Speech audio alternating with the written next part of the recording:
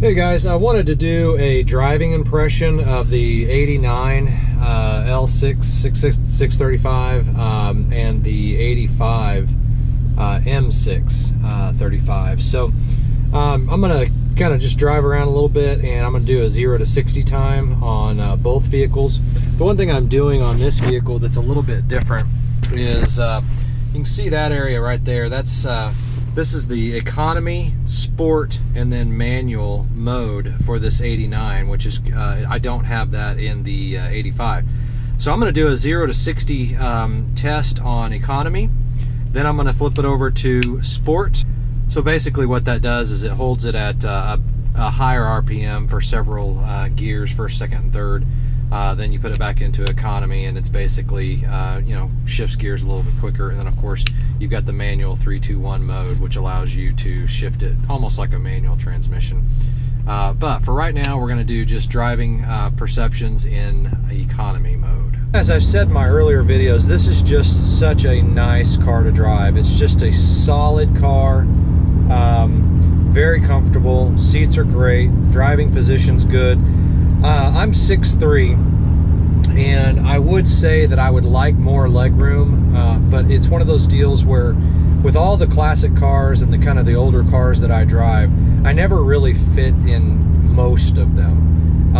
And when I got into the 635, I will say definitely would like the seat to go back a little further, but my knees are a good 5 inches from hitting the dash, so it's not like that it's uncomfortable.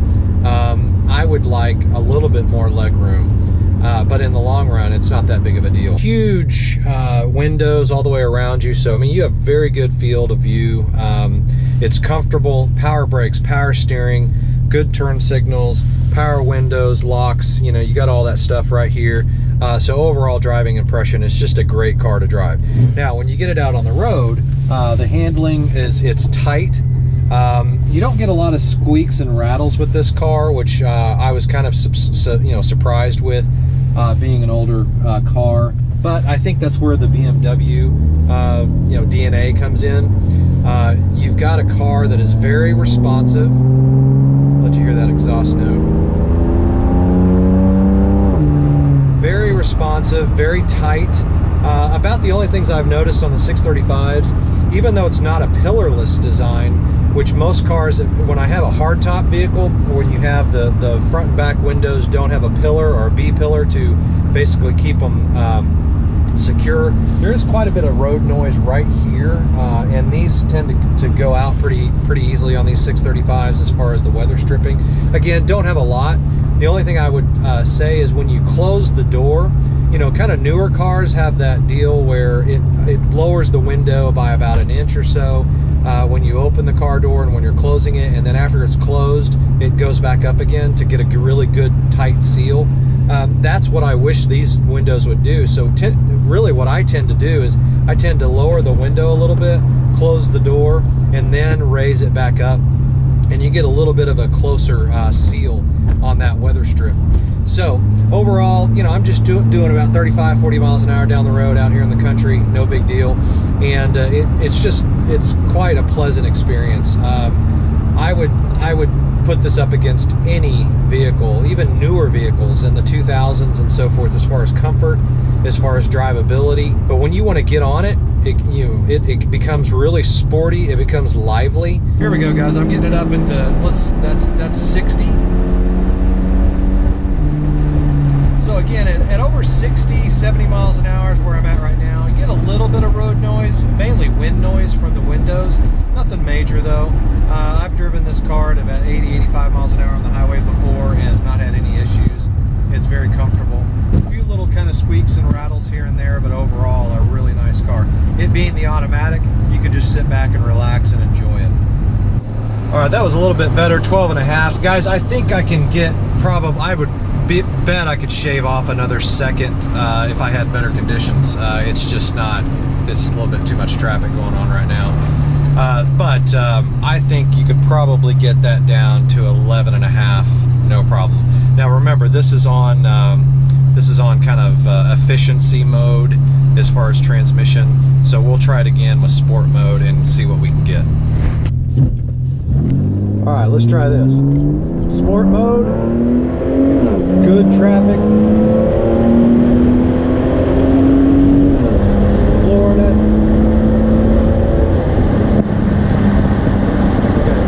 Okay, this little thing is not working right.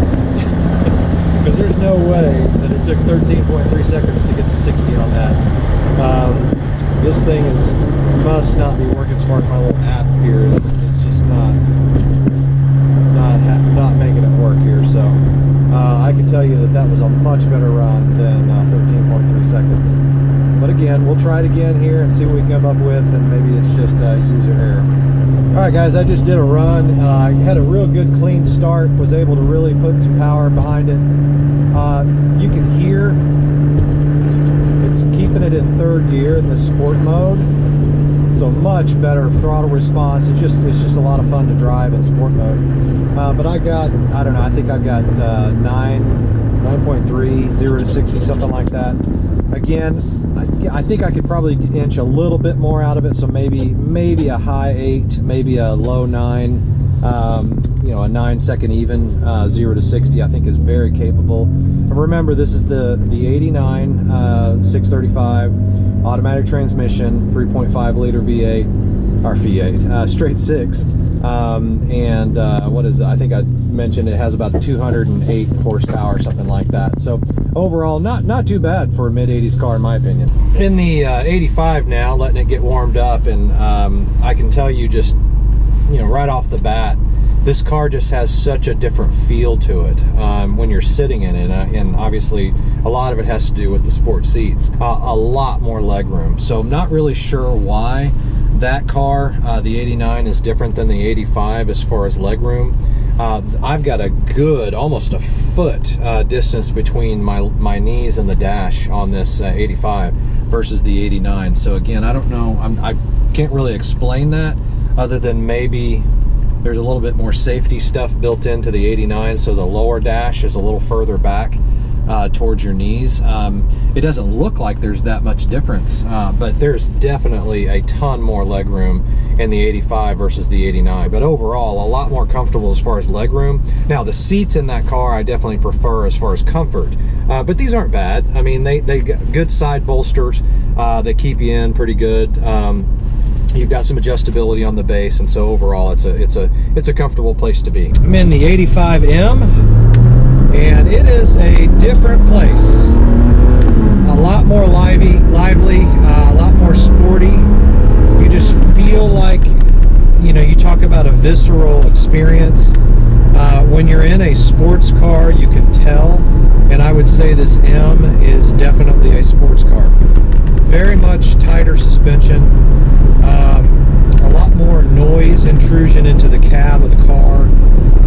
Not excessive. I mean, it's not annoying or obnoxious, but it's definitely louder. Ride's a little stiffer. Can definitely tell it's got, you know, maybe higher rated springs. Having a manual transmission, you know, obviously just kind of gets you more focused on what's going on. In the 89, you can just kind of lump along, no big deal. In this car, you got to concentrate. I mean, and I say concentrate from a standpoint, it's not that it's hard to drive, it's just that it's, I don't know, it just takes more input. Obviously, you're shifting the gears. Steering's a lot heavier than that 89. It has got a lot more, you've got to pay more attention to the steering, because when I say heavy, it feels like it doesn't have as much power assist as the 89, but also it's when you make a turn on this steering wheel, it's a lot less play, and so I mean, you barely turn it, and you're going that direction. So the handling and the steer in and out steer is much more sensitive to the input of your hand.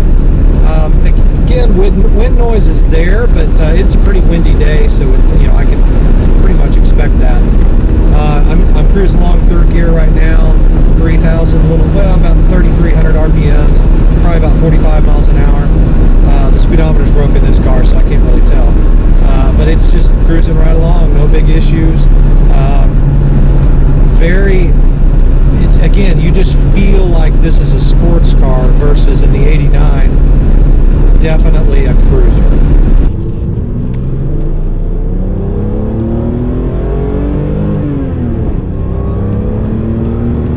Kind of a rolling start, guys. I didn't really like that, but I got too much traffic, so something's going on because this app is just not working right. And when I looked at it closely, it said GPS signal poor. So there's no way this is working right, because it's kicking out times that are just not even close. Yeah, it's saying GPS signals is poor. So guess what? This is just going to be a driving impression to tell you kind of seat of the pants feel. It is definitely quicker. You know, again, I don't know if that's because you're shifting gears and it just, you know, takes a lot more input and it feels faster, but it's definitely a quicker car.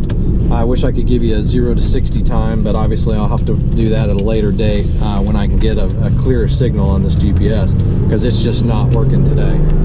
You know, I've driven the car a little longer now. I don't put a ton of miles on these cars, and so, you know, when you're only putting 400 to 500 miles a year on a car, it's kind of, you lose the ability to kind of have just a good sense of how it drives.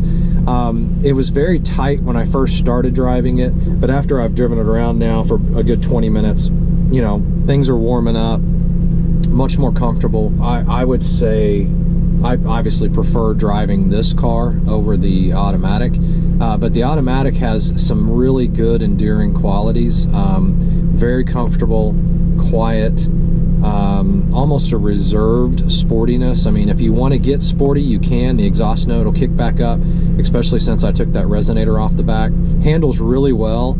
It's very easy to maneuver. With this car, I would say it's a two-handed steering wheel. I mean, you've got a lot more pressure, a lot more input pressure on the steering.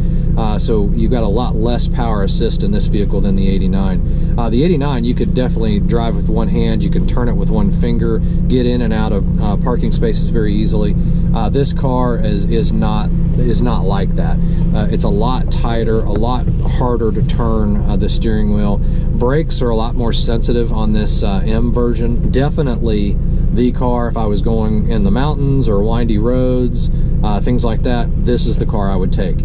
Much more driver input. You know, you've got the power assist of the brakes and the steering wheel, but it feels like, you know, it just feels like a driver's car. You know, the twisty's a lot better.